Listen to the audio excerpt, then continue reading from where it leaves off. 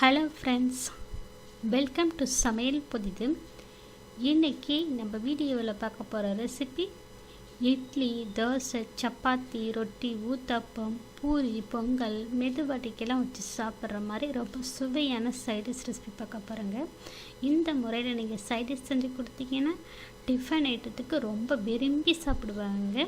கண்டிப்பாக ஃப்ரெண்ட்ஸ், இந்த வீடியோவை பார்த்துட்டு இதே முறையில் இதே அளவோடு இந்த சைட் டிஷ்ஷை நீங்கள் ட்ரை பண்ணி பாருங்கள். செய்து பார்த்துட்டு எப்படி வந்துச்சுன்னு கருத்துக்களை ஷேர் பண்ணுங்கள். இந்த வீடியோ உங்களுக்கு பிடித்திருந்தா லைக் பண்ணுங்கள், ஷேர் பண்ணுங்கள்.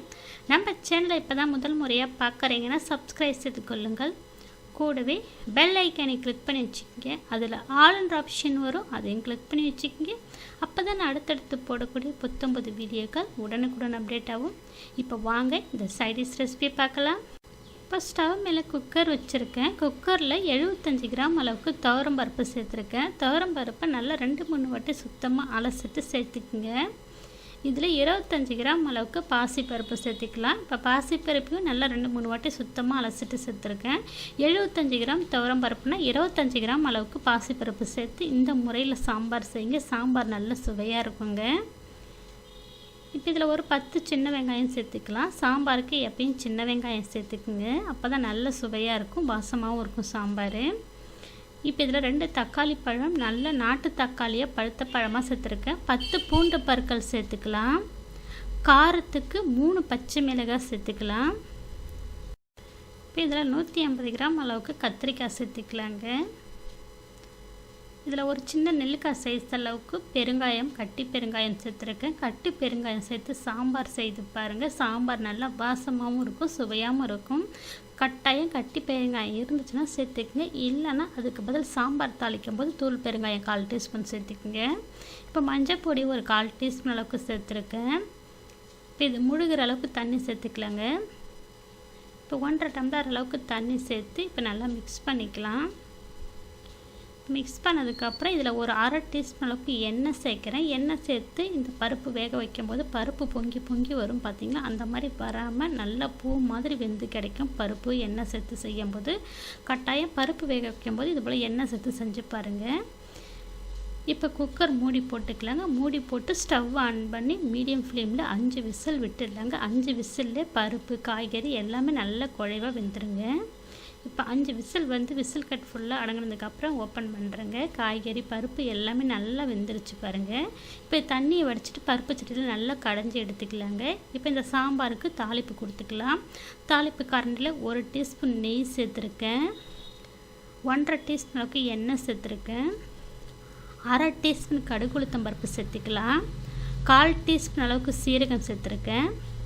1/2 டீஸ்பூன் அளவுக்கு சோம்பு சேர்த்துக்கலாம். வரமிளகாய் 4 சேர்த்துக்கலாம்.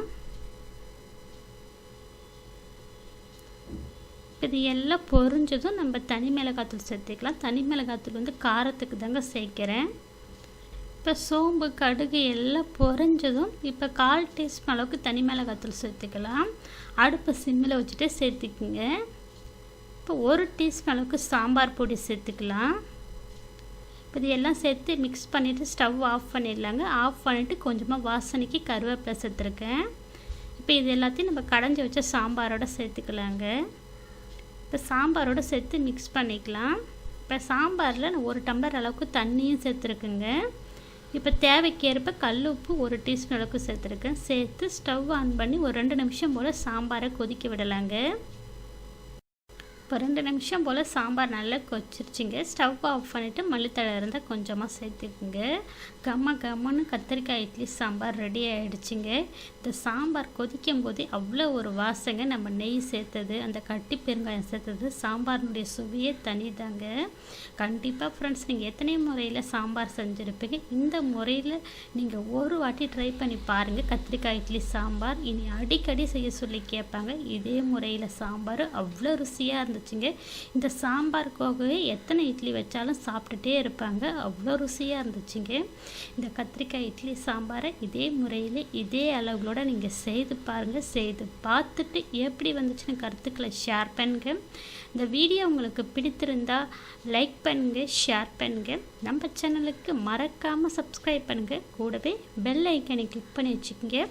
அதில் ஆல்ன்ற ஆப்ஷன் வரும், அதையும் கிளிக் பண்ணி வச்சுக்கோங்க. அப்போ தான் நான் அடுத்தடுத்து போடக்கூடிய புத்தம்புது வீடியோக்கள் உங்களுக்கு உடனுக்குடன் அப்டேட் ஆகும். இந்த வீடியோவை முழுமையாக ஸ்கிப் பண்ண பார்த்ததுக்கு நன்றி. வணக்கம்.